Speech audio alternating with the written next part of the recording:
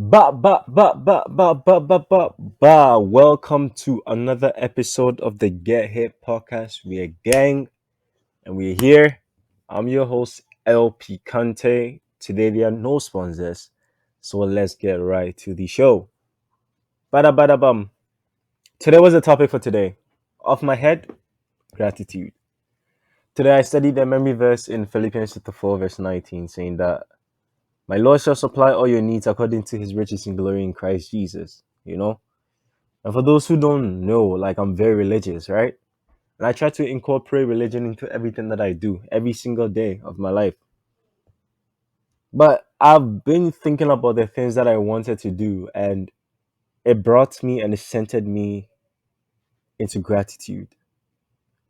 Now, like, I feel like for me personally, gratitude is hard to experience, especially like I was suicidal and I was depressed and yeah, all that good stuff. Sorry, that was stupid. But all that stuff, right?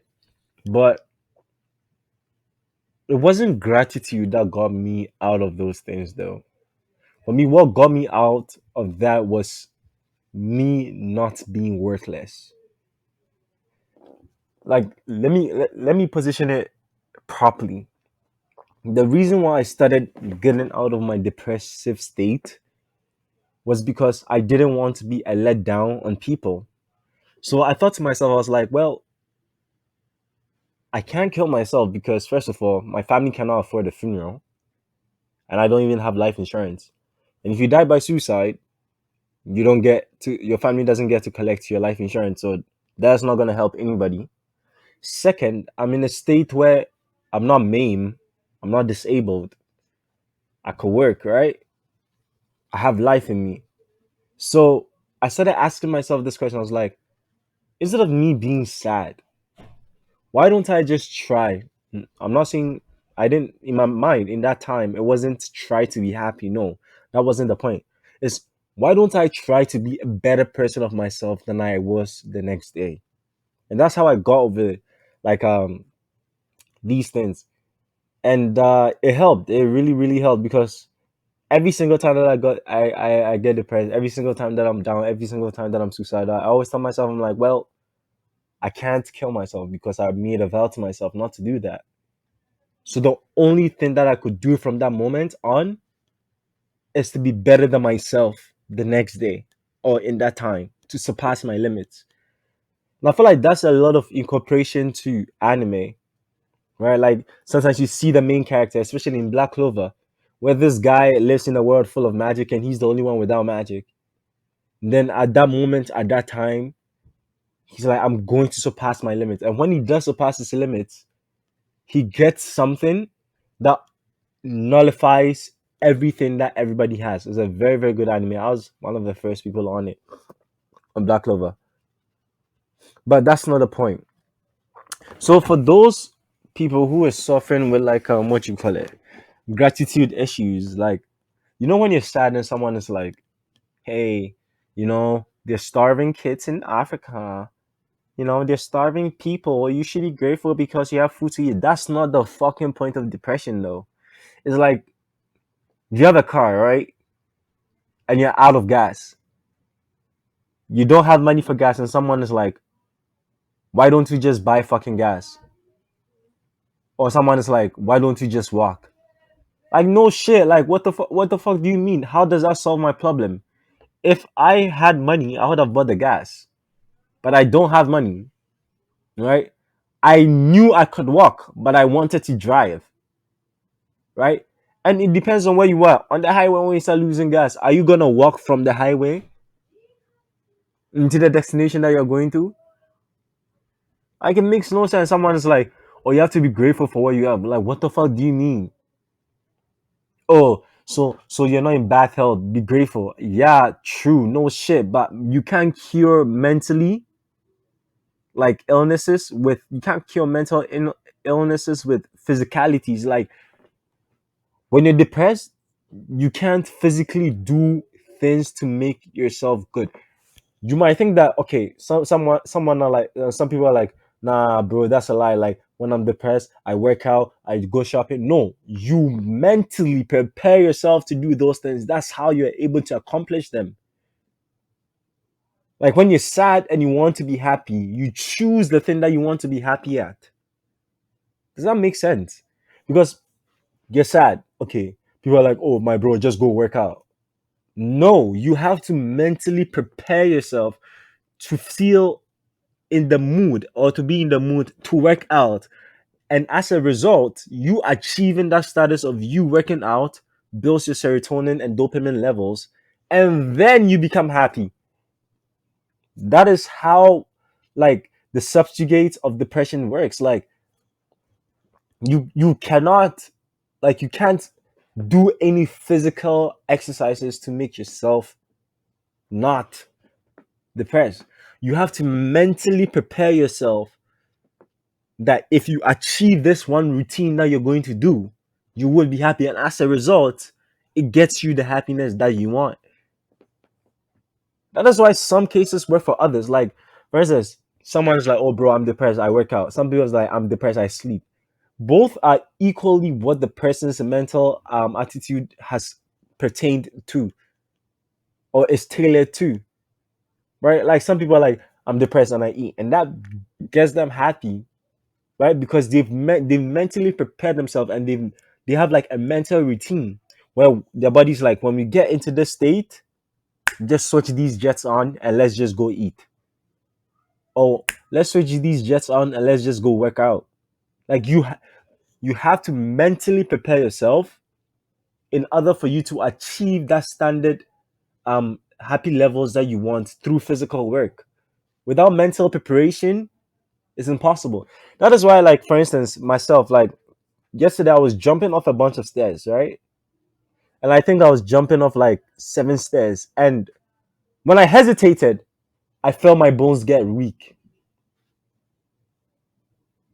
You know, whenever you hesitate to do something, you get weaker at it.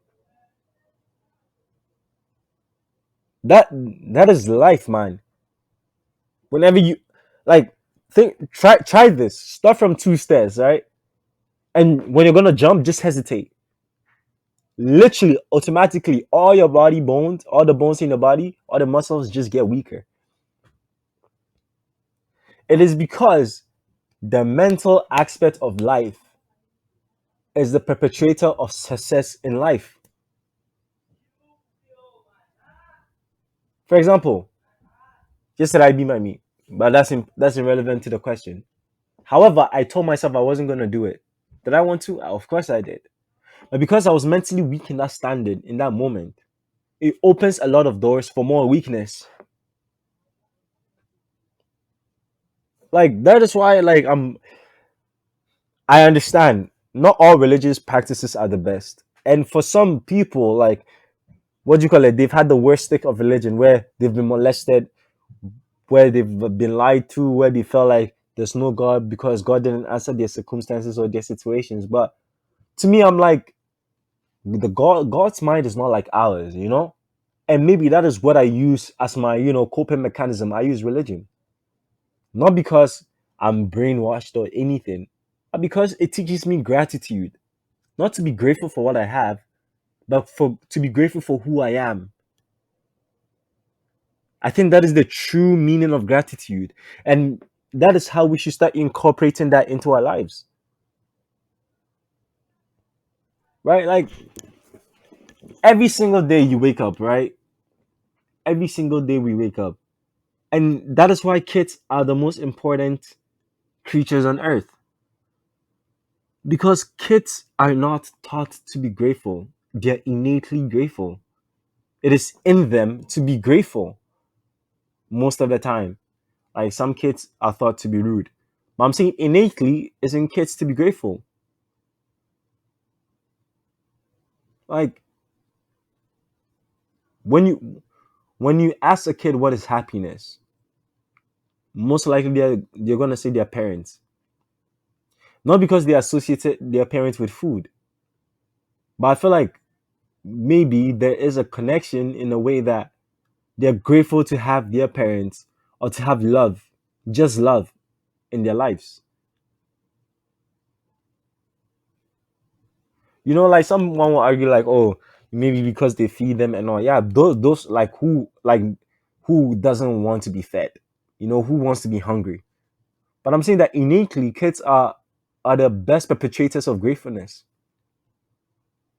Every single thing that you give to a kid, like a newborn baby, every single thing that you give to them, provided like, how do you call it? It's not poisonous because it might kill them. Or even if it is, they first hold it with open arms. They don't question it. That's why we like great gratitude is not for the things that you have, but for who you are. And maybe that definition of gratitude needs to change because we need to start looking at material things and start focusing on ourselves as beings. The love of money is the root of all evil.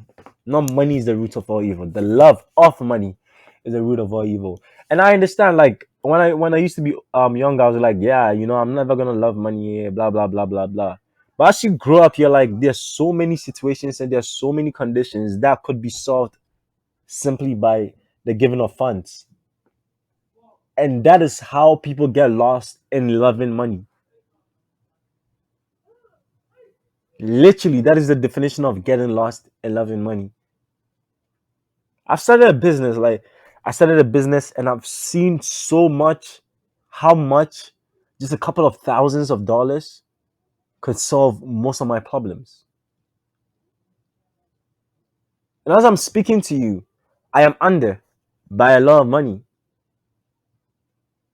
Some might not think that's a lot of money because some people have achieved a different level or they've leveled up in the domain that they are in.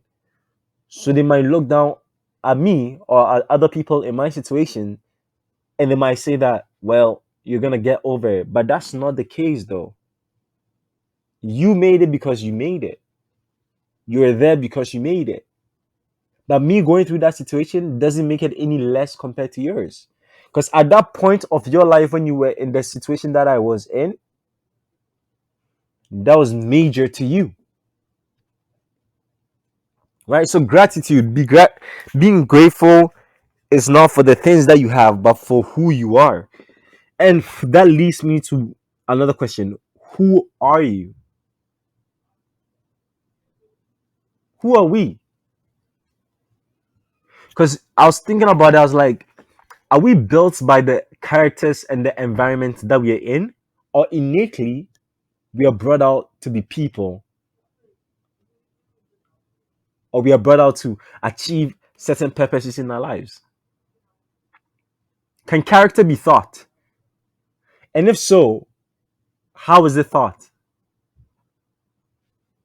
In my opinion, I think that character is thought. I feel like the environment and the situations that we grow in play a detrimental part in our lives.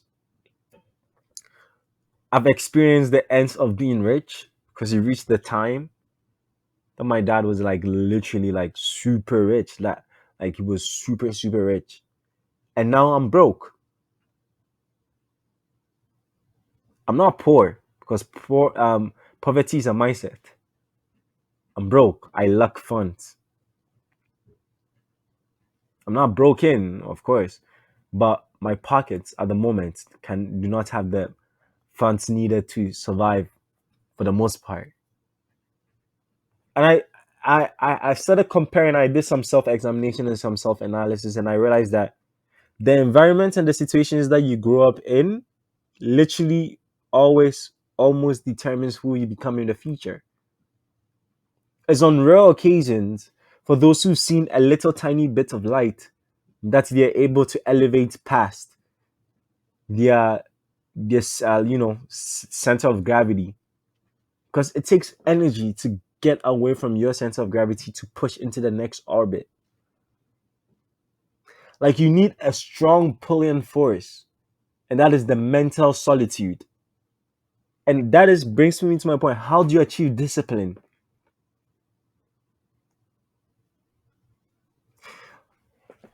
Who are you, though? Who are you? Like, think about the things that you do. Do you do some things that resembles your parents? Do you have some habits that you saw from your parents' life that you cannot let go of?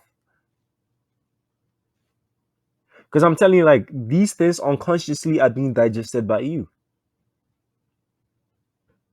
When I was rich and when I was young, I wouldn't say when my parents were richer and when I was young, I saw a lot of delightful things and I was let into a circle where I didn't see as much poverty. However, right outside my house, I saw poverty. So I incorporated the habit of getting to know both sides. Now that I don't have as much money, I still could, like, how do I say this? I still could, not reciprocate, but I want to settle. Yeah, I can still identify with them in terms of their conditions. However, our mentalities are not the same because I have seen the light. I have seen the potential of where money was in abundance and what could be achieved, but they haven't seen. That is why it's very important for human beings to travel outside their domains.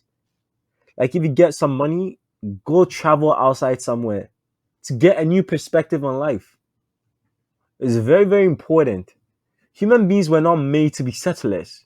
Initially, human beings were made to be roamers, to navigate, to immigrate, to migrate like birds.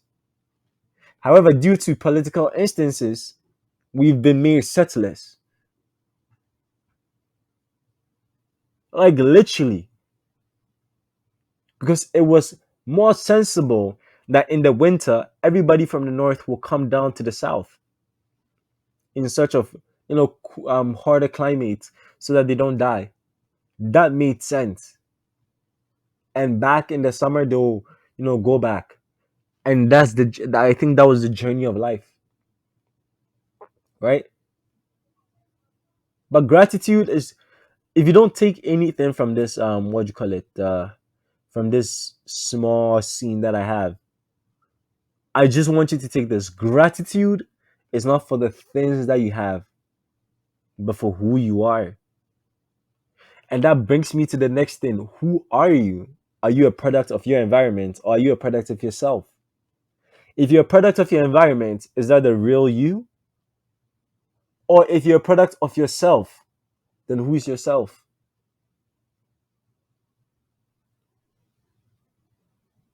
I know I'm asking a lot of psychological questions, but I feel like the more we self examine ourselves, the better that we come to understand humanity in terms of like what people go through. I mean, apart from stupid driving and, major heinous crimes like racism and mass killings and all that shit, I feel like we should start having empathy for people in all sorts of situations. Like, yeah, if you're a racist bigot, if you kill people, if you murder people, if you rape people, I don't really empathize with you. Because although, like, that could be a product of your environment, internally, I think it should feel wrong to want to kill somebody who's done you no wrong because of their skin color, or because of their status, or because of their gender, or because of their sexuality. I don't think it's that one I think is innately, and I think if you don't think that that is wrong, I don't think it should be blamed on your environment. Especially like given this century, like you could Google every single thing. You could have relations with anyone you want. The whole world is connected. Everybody is being cyber controlled. And Elon Musk was right. Cyberkinetics. No, not cyberkinetics. Like we're literally interfacing with our phones. I'm talking to you on a laptop recording that so many strangers that I don't know are going to hear my voice. That is fucked. It is fucked. But if you don't take anything from this, I just want to let you know that, first of all, be grateful. And gratitude is not for what you have, because you could have everything and still not be happy, but it's for who you are. And that brings me to the next part. Who are you? Are you a product of your environment? Or are you a product of yourself? If you're a product of your environment, is that the true you? And if you're a product of yourself, then who is yourself?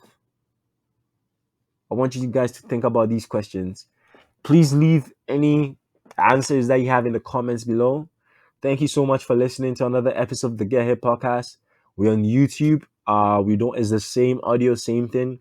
Hopefully we get better cameras to start introducing video screaming video streaming services to us. But yeah, be grateful, be gang, and we're here.